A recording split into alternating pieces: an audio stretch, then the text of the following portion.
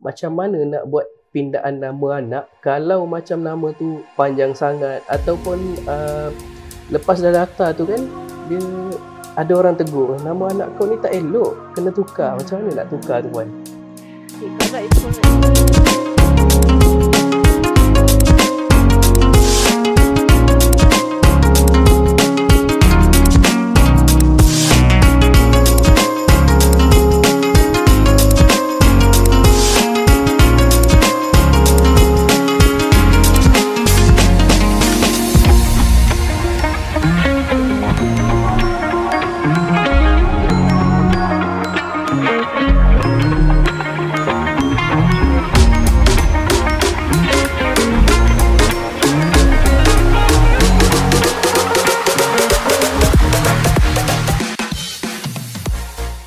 Assalamualaikum dan salam sejahtera. Saya Izzuddin dan anda sedang mendengar podcast JPN. Tuan-tuan dan puan-puan, JPN banyak menerima pertanyaan macam mana nak bagi nama anak. Boleh ke saya nak bagi nama anak ada Wan, ada Tengku, ada apa-apa saja gelaran yang lain. Dan kita orang juga terima pertanyaan macam mana saya nak tukar nama anak. Nama anak saya panjang sangat. Jadi bersama dengan saya hari ini Puan Haslinda, pengarah bahagian kelahiran, kematian dan anak angkat, dan kita akan bincangkan tata cara pemberian nama anak dan macam mana nak buat pindaan nama anak dekat sijil kelahiran. Apa khabar Puan? Alhamdulillah sihat. Sihat Puan? Apa khabar? Saya Alhamdulillah sihat juga, tapi kurang sihat sikit. Kurang sihat sikit daripada biasa. Puan, kita sebenarnya kan dekat sini, selain daripada pengenalan, sebab kalau sebut pasal JPN kan, awak tahu tak JPN buat apa? JPN buat IC kan? Semua orang tanya buat IC.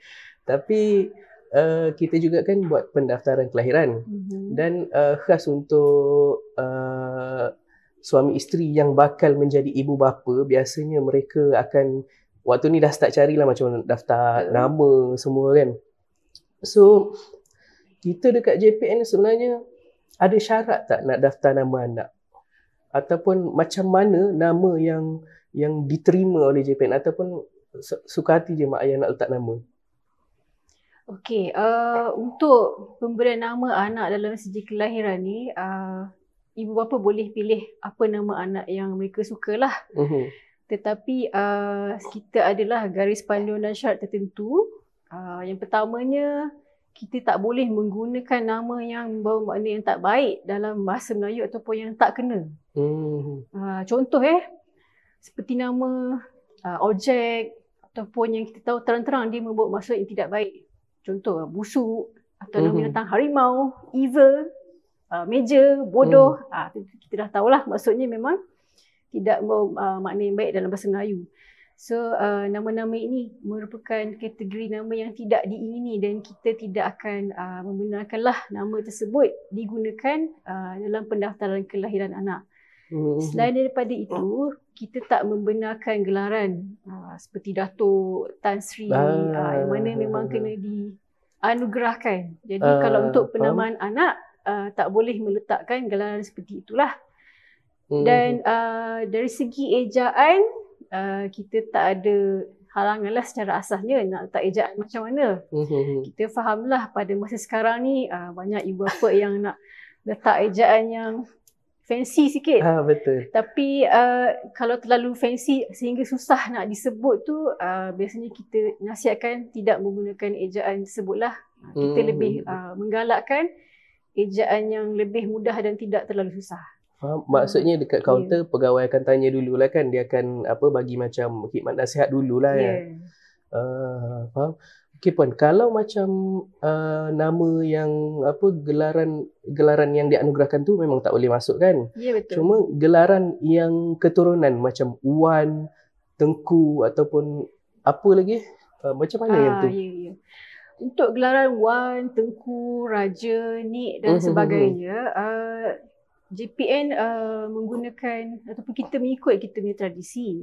Faham? Penurunan gelaran ni kita adalah berdasarkan line bapa ataupun paternal lineage. Kalau bapa ada gelaran seperti Tengku, Wan dan melalui perkahwinan yang sah, anak tersebut boleh menggunakan gelaran seperti bapanya lah. Kalau ibu sahaja dan bapanya tidak ada gelaran, biasanya gelaran tersebut tidak boleh diturunkan kepada anak. Tetapi kalau dalam hal perkahwinan yang tidak teratur ataupun single mother ataupun ibu tunggal sahaja tanpa maklumat bapa, biasanya kita membenarkan anak tersebut mengikut gelaran ibu sekiranya ibu ada gelaran tersebut. Maksud kalau single mother boleh ikut ibu lah. Yes. Faham. Yang ni orang selalu tanya juga, berapa panjang boleh letak nama anak? Okay, kita punya sistem, kita membenarkan sehingga maksimum 80 aksara. Aksara ni termasuklah space. Termasuk nama bapa ke ataupun nama anak saja? Nama anak sahaja. Tak termasuk nama bapa lah. Oh, faham. Maksudnya 80 aksara tu nama anak sahaja. Okey, faham. Cuma bila dah nama panjang, orang tanya pula macam mana nak tukar kalau nama anak panjang. Tapi sebelum tu Puan, ada satu lagi soalan yang biasa orang tanya. Kalau macam anak tak sah taraf ataupun single mother yang tak ada ayah kan, perlu ke daftar? Dan kalau perlu daftar, macam mana dengan dia punya nasab? Kalau kita orang Islam kan ada bin nama ayah, binti nama ayah kan. Macam mana dengan itu? Kalau dari segi penasaban, JPN akan melihat sijil perkahwinan ataupun sijil nikah yang disertakan. Kalau diyakini sijil tersebut sah dan anak tersebut lahir tidak kurang 6 bulan kamariah daripada tarikh pernikahan tersebut, maka anak tersebut boleh dinasabkan kepada bapa. Kalau tidak memenuhi syarat tersebut, anak tersebut tidak boleh dinasabkan lah. Dan tata cara penasaban tu ataupun bagi anak yang tidak sah taraf ni, kita akan ikut fatwa negeri yang telah digazetkan di mana tempat anak tersebut didaftarkan ke gelaran tersebut. Contoh kalau anak lahir di Sarawak dan didaftarkan di JPN Sarawak, kita akan menggunakan pakai fatwa daripada Mufti Negeri Sarawak yang telah digazetkan. Sebagai contohlah. Tapi kalau dia lahir dekat Selangor contohnya, ataupun dekat kampung dekat Kelantan, kerja dekat Selangor, daftar dekat Selangor. So lahir dekat Kelantan, daftar dekat Selangor, dia akan ikut Selangor lah tempat daftar. I see. Okey, berbalik kepada yang tadi, macam mana nak buat pindaan nama anak kalau macam nama tu panjang sangat ataupun lepas dah daftar tu kan, dia ada orang tegur, nama anak kau ni tak elok, kena tukar. Macam mana nak tukar tu Puan? Okay, kalau ikut kita punya Akta Pendaftaran Kelahiran dan Kematian 1957 ataupun Akta 299, kita membenarkan pindaan nama anak selagi anak tersebut belum mencapai umur 1 tahun. Sebelum umur 1 tahun? Yes. Kalau maksudnya kalau dah lebih 1 tahun, 1 tahun 1 hari lah contohnya, tak boleh lah? Kalau ikut akta kita tak boleh. Oh, I see. Okay, faham. Jadi, yang ni untuk surat beranak lah kan? Ya, betul. Jadi kalau ibu bapa dah baru sedar, maksudnya mereka ada tempoh 1 tahun lah sebelum anak tersebut mencapai umur 1 tahun untuk mengubah nama tersebut. Jadi disebab itulah kita menasihatkan mak bapak sebelum letak nama anak, sebelum isi borang pada sijil kelahiran tu, fikirlah semasak-masaknya. Kalau orang Islam, dapatkanlah pandangan daripada alim ulama ataupun orang yang arif mengenai bahasa Arab supaya kita pasti nama anak yang kita pilih tu membawa maksud yang baik. Dan terpakai jugalah untuk yang bukan Islam, orang Cina, India, Kadazan ke, Iban ke, samalah. Semua ada peluang untuk menukar sebelum umur anak mereka mencapai 1 tahun. Tapi biasanya macam orang Cina, orang India, dia tu macam tak panjang sangat kan. Dia dua patah perkataan. Cuma biasanya yang saya tengok lah, orang India biasanya ejaan dia tu lah mungkin ada setengah yang susah sikit nak eja. Cuma kita orang-orang Melayu kita. JPN ada terima permohonan pindaan nama anak yang dah lebih setahun, kata baru sedarlah Nama tersebut menyukarkan banyak pihak lah. Betul. Tapi malangnya kita tak boleh pindah kalau anak tersebut dah lebih 1 tahun.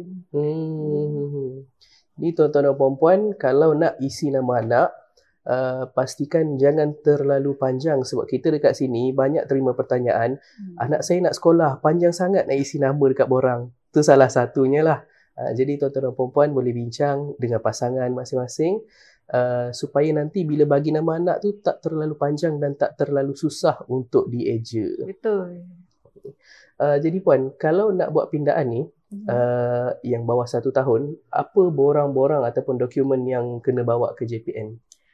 Okey, mereka perlu mengisi dan melengkapkan borang JPN LM21 yang adalah di pejabat kita boleh dapatkan.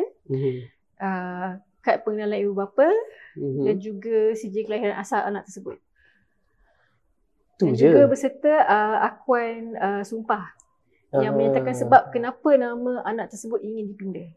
Okey, so maksudnya kalau contoh yang cakap nama anak saya maksud tak baik, adakah dia perlu dapatkan semacam surat sokongan daripada kalau orang Islam pejabat agama ke ataupun non-Muslim mungkin dari gereja ke kuil ke macam mana? Kalau mereka ada dokumen tersebut, mereka boleh sertakan. Tapi 4 dokumen asas yang diperlukan seperti yang saya nyatakan tadi. Jadi puan, kalau nak tukar nama pada surat beranak, berapa ringgit kena bayar? Bayar yang dikenakan bagi setiap permohonan ialah sebanyak RM5 sahaja. RM5 sahaja ni macam buat surat beranak baru je lah kan? Ya, buat cabutan. Sama juga RM5. Faham? Jadi terima kasih puan untuk masa puan hari ni, sudi luangkan masa kita untuk cerita kepada orang awam macam mana nak daftar nama anak, nak pindah nama anak. Terima kasih banyak-banyak puan. Sama-sama. Jadi tuan-tuan dan puan-puan, yang mana ibu bapa yang tengah fikir nak bagi nama apa dengan anak, nak bagi nama apa dekat anak, boleh bincang dengan pasangan elok-elok. Antara tips-tips yang Puan Haslinda bagi tahu tadi, nama jangan panjang sangat, nanti susah tau nak isi borang dekat sekolah, nak isi borang hospital. Lepas tu gelaran tak boleh masukkan suka hati. Tapi kalau bapa ada gelaran Wan, Tengku, boleh masukkan dan boleh dapatkan khidmat nasihat pegawai JPN. Itu sahaja untuk podcast kita pada kali ini. InsyaAllah jumpa lagi dalam sesi akan datang. Assalamualaikum dan salam sejahtera.